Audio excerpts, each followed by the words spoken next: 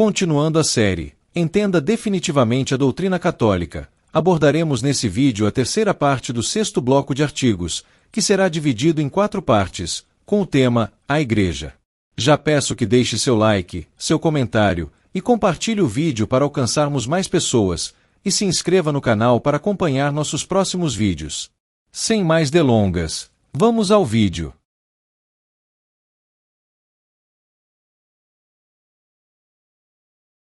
A compreensão da Igreja como sacramento universal de salvação expressa que ela é sinal eficaz da presença de Cristo no mundo e instrumento pelo qual Deus comunica sua graça a toda a humanidade. A Sagrada Escritura fundamenta essa missão ao afirmar: Deus quer que todos os homens sejam salvos e cheguem ao conhecimento da verdade. Além disso, Cristo confia à Igreja a missão universal: ide por todo o mundo e proclamai o Evangelho a toda criatura. Assim, a Igreja não é um fim em si mesma, mas meio escolhido por Deus para tornar presente e eficaz a salvação realizada em Cristo. O magistério da Igreja desenvolve essa doutrina de forma clara e sistemática. O Concílio Vaticano II, na Constituição Lumen Gentium, afirma que a Igreja é em Cristo como que sacramento ou sinal e instrumento da íntima união com Deus e da unidade de todo o gênero humano. O Catecismo da Igreja Católica retoma essa definição ao ensinar que a Igreja é sacramento universal de salvação porque torna presente e comunica o mistério da comunhão com Deus. Dessa forma, sua estrutura visível está sempre ordenada a uma realidade invisível e salvífica. Na patrística, essa compreensão aparece de modo implícito na visão da Igreja como extensão da ação de Cristo no mundo. Santo Agostinho, em seus sermões sobre os Salmos, afirma que a Igreja é o Cristo total, indicando que nela Cristo continua agindo e salvando. Já São Cipriano de Cartago, em De Unitate Ecclesiae, ensina que não pode haver salvação fora da unidade da Igreja, pois nela se encontra a plenitude dos meios da graça. Esses testemunhos mostram que a Igreja sempre foi compreendida como mediadora da salvação divina. Na escolástica, essa doutrina é aprofundada em sua dimensão teológica e sacramental. Santo Tomás de Aquino, em sua Suma Teológica, explica que os sacramentos são instrumentos pelos quais Cristo comunica a graça, e a Igreja é o sujeito que os administra em seu nome. Já São Boaventura, em sua Teologia Mística, afirma que a Igreja é o meio visível pelo qual Deus conduz a humanidade à união com Ele. Assim, a Igreja como sacramento universal de salvação revela sua identidade profunda: ser sinal visível e eficaz do amor redentor de Deus para todos os povos e tempos.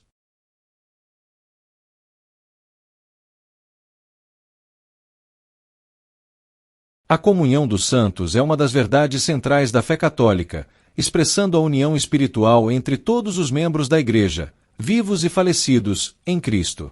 A Sagrada Escritura fundamenta essa realidade ao afirmar que se um membro sofre, todos sofrem com ele; se um membro é honrado, todos se alegram com ele. Essa imagem revela que a Igreja não é apenas uma organização visível, mas um organismo vivo unido pela caridade. Além disso, São Paulo afirma que há um só corpo e um só Espírito, indicando que todos os batizados participam de uma mesma vida espiritual em Cristo. O magistério da Igreja explicita essa doutrina de forma clara e sistemática. O Catecismo da Igreja Católica ensina que a comunhão dos santos é a participação de todos os fiéis nas coisas santas e na santidade de Cristo, bem como a comunhão entre as pessoas santas na Igreja. O Concílio Vaticano II, na Constituição Lumen Gentium, afirma que a união dos fiéis não é interrompida pela morte, pois aqueles que já partiram continuam unidos em Cristo e intercedem pela Igreja peregrina. Assim, a comunhão dos santos transcende o tempo e a morte, formando uma única família espiritual. Na patrística, essa doutrina é profundamente desenvolvida como expressão da unidade da Igreja. Santo Agostinho, em seus sermões, descreve a Igreja como um único Cristo total, Christus totus, no qual cabeça e membros formam uma só realidade espiritual. Já São João Crisóstomo, em suas homilias sobre a primeira carta aos Coríntios, destaca que a caridade é o vínculo que une todos os membros do corpo de Cristo, vivos e mortos em esperança. Esses testemunhos mostram que a comunhão espiritual sempre foi entendida como elemento essencial da fé cristã. Na escolástica, essa doutrina é aprofundada em sua dimensão metafísica e sacramental.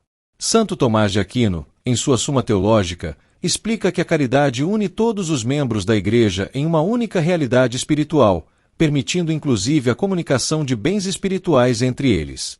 Já São Boaventura, em seus escritos místicos, afirma que a Igreja é uma sociedade espiritual onde os méritos de um beneficiam os outros pela união em Cristo. Assim, a comunhão dos santos revela a profundidade da Igreja como corpo vivo, no qual todos estão unidos pela graça, pela caridade e pela participação na vida divina.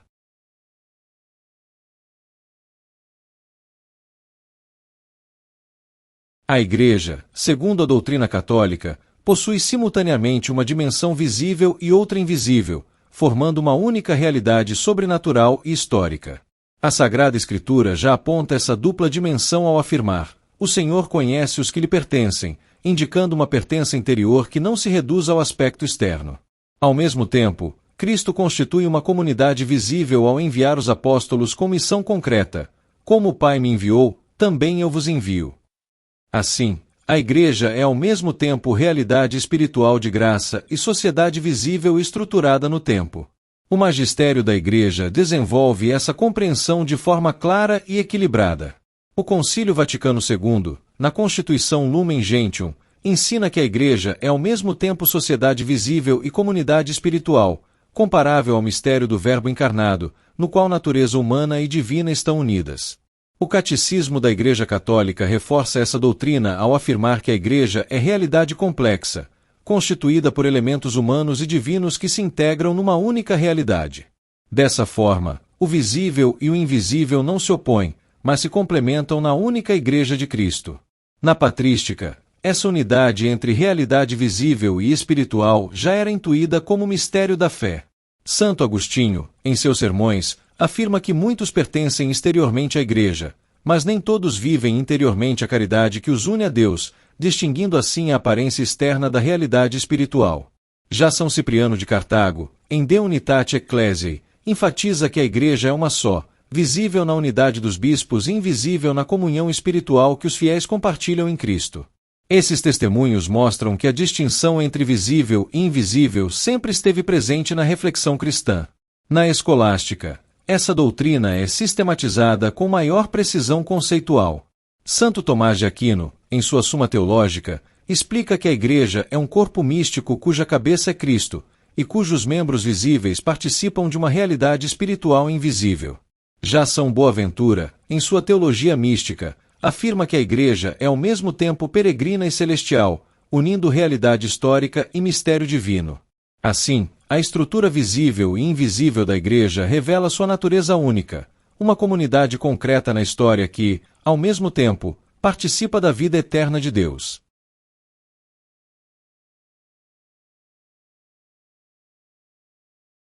O Papado, na doutrina católica, é a instituição que garante a unidade visível da Igreja sob a autoridade do sucessor de Pedro, constituindo um elemento essencial da sua estrutura querida por Cristo.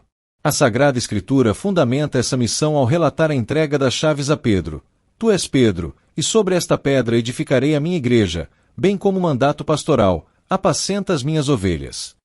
Esses textos indicam uma missão singular confiada a Pedro, não apenas pessoal, mas com dimensão permanente na vida da Igreja. Assim, o papado é compreendido como continuidade dessa função petrina ao longo da história. O magistério da Igreja desenvolve essa doutrina de forma clara e definida. O Concílio Vaticano I, na Constituição Pastor Aeternus, afirma que o Papa possui primado de jurisdição sobre toda a Igreja, sendo princípio de unidade e autoridade suprema em matéria de fé e disciplina. O Catecismo da Igreja Católica ensina que o Romano Pontífice é o sucessor de Pedro e o perpétuo e visível princípio e fundamento da unidade da Igreja. Dessa forma, o papado não é apenas uma função administrativa, mas um serviço essencial à comunhão e à fidelidade doutrinal. Na patrística, essa primazia já aparece reconhecida como realidade viva na Igreja primitiva. Santo Inácio de Antioquia, em sua carta aos Romanos, refere-se à Igreja de Roma como aquela que preside na caridade, indicando uma posição de destaque entre as comunidades cristãs. Já Santo Irineu de Lyon, em Adversus Aereses, afirma que todas as igrejas devem concordar com a Igreja de Roma por causa de sua autoridade superior e origem apostólica. Esses testemunhos mostram que o primado romano não é uma invenção tardia, mas reconhecido desde os primeiros séculos como parte da estrutura da Igreja.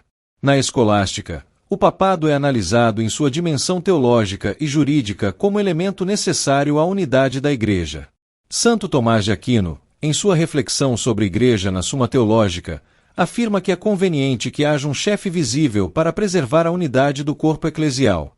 Já Roberto Bellarmino, em De Romano Pontífice, defende que o Papa possui autoridade suprema instituída por Cristo para manter a integridade da fé e da comunhão. Assim, o papado aparece como serviço de unidade, continuidade apostólica e garantia da fidelidade da Igreja ao longo dos séculos.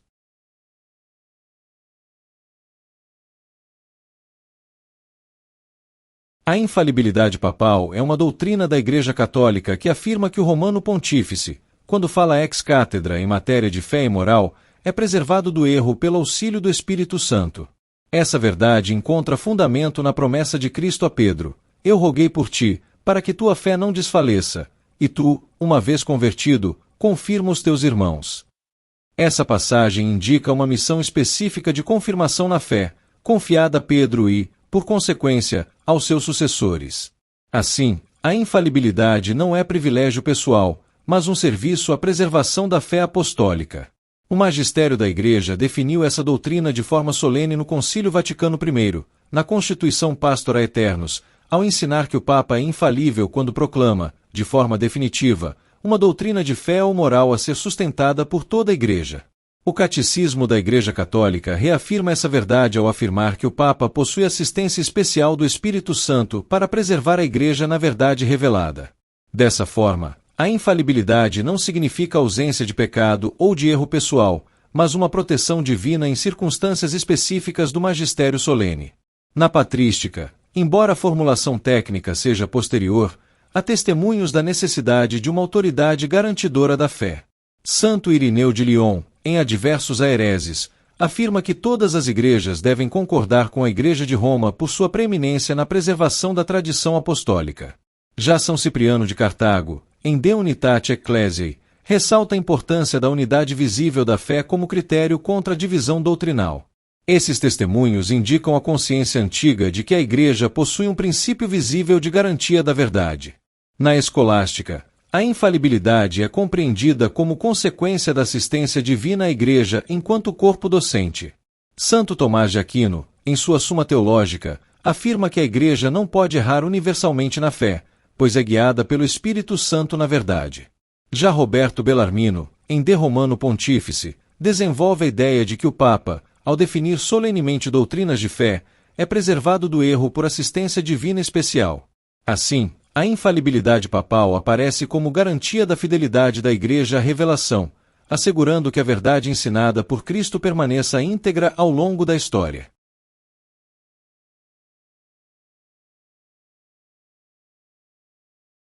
A Cúria Romana é o conjunto de organismos que auxiliam o Papa no exercício de seu ministério pastoral, servindo à unidade e ao governo da Igreja Universal.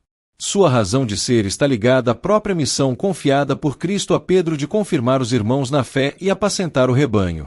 Assim, a Cúria não substitui o Papa, mas participa de seu serviço à comunhão e à missão evangelizadora da Igreja no mundo. Ela é, portanto, instrumento de coordenação e expressão concreta da solicitude do Bispo de Roma por todas as igrejas. A organização atual da Cúria encontra sua fundamentação no magistério recente da Igreja. A Constituição Apostólica Praedicat Evangelium, promulgada pelo Papa Francisco, afirma que a Cúria existe para servir à evangelização, colocando a missão missionária da Igreja no centro de sua estrutura. O Catecismo da Igreja Católica, ao tratar do ministério petrino, reforça que o Papa exerce seu serviço em comunhão com os bispos e com auxílio de diversas instituições. Dessa forma, a Cúria é compreendida como uma extensão do serviço pastoral do Papa, voltada ao bem de toda a Igreja. Na patrística, embora a Cúria como estrutura organizada seja posterior, já se encontram princípios que a fundamentam. Santo Inácio de Antioquia, em suas cartas, destaca a importância da comunhão hierárquica na Igreja, onde bispos e presbíteros colaboram na unidade da fé e da disciplina. Já São Cipriano de Cartago, em De Unitate Ecclesiae, afirma que a Igreja é una porque está unida em torno de um princípio visível de comunhão e governo. Esses testemunhos mostram que a ideia de colaboração estruturada no serviço da unidade já estava presente na consciência eclesial primitiva. Na escolástica, a necessidade de estruturas auxiliares ao governo eclesial é compreendida à luz da organização racional da Igreja como sociedade visível. Santo Tomás de Aquino, em sua reflexão sobre o governo da Igreja na Suma Teológica, reconhece a conveniência de diversos ministros para auxiliar o governo eclesial sob uma autoridade suprema. Já João de Salisbury, em Policráticos, defende que toda sociedade bem ordenada necessita de órgãos que cooperem com a autoridade central para garantir a justiça e a unidade. Assim, a Cúria Romana aparece como expressão histórica e funcional do serviço do Papa, garantindo eficiência pastoral e comunhão na condução da Igreja Universal.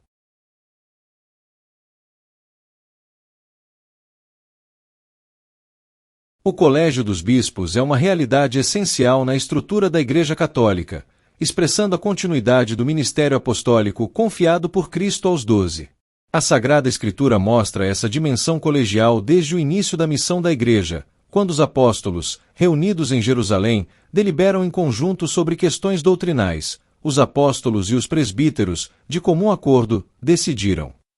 Esse episódio do Concílio de Jerusalém revela que a autoridade apostólica não era exercida de forma isolada, mas em comunhão.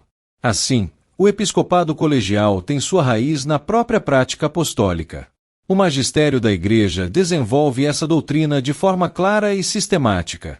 O Concílio Vaticano II, na Constituição Lumen Gentium, ensina que o Colégio dos Bispos, em união com o Papa, sucede ao Colégio Apostólico e exerce autoridade suprema e plena sobre toda a Igreja. O Catecismo da Igreja Católica reafirma essa doutrina ao afirmar que os bispos, em comunhão com o Papa, formam um único colégio responsável pela Igreja Universal. Dessa forma, o colégio episcopal não é uma soma de autoridades independentes, mas uma unidade hierárquica em comunhão com o sucessor de Pedro. Na patrística, essa compreensão da colegialidade episcopal já estava presente como expressão da unidade da Igreja. Santo Inácio de Antioquia, em suas cartas, insiste na comunhão entre bispos, presbíteros e diáconos como garantia da unidade eclesial, mostrando que cada igreja local está ligada a uma comunhão mais ampla. Já São Cipriano de Cartago, em De Unitate Ecclesiae, afirma que o episcopado é uno, embora distribuído entre muitos bispos, ressaltando a unidade do colégio episcopal. Esses testemunhos indicam que a colegialidade não é inovação, mas desenvolvimento de uma realidade já vivida na Igreja primitiva. Na escolástica, o governo colegial da Igreja é analisado à luz da necessidade de unidade e comunhão na autoridade. Santo Tomás de Aquino, em sua reflexão sobre a Igreja na Suma Teológica, reconhece que os bispos participam da autoridade pastoral de Cristo em comunhão com o Papa, formando um único corpo governante. Já Roberto Bellarmino, em De Ecclesia Militante, afirma que o episcopado, embora distribuído, mantém unidade essencial sob a autoridade do Romano Pontífice. Assim, o Colégio dos Bispos revela a natureza comunional da Igreja, na qual a autoridade é exercida em unidade, preservando a fidelidade à missão apostólica ao longo dos séculos.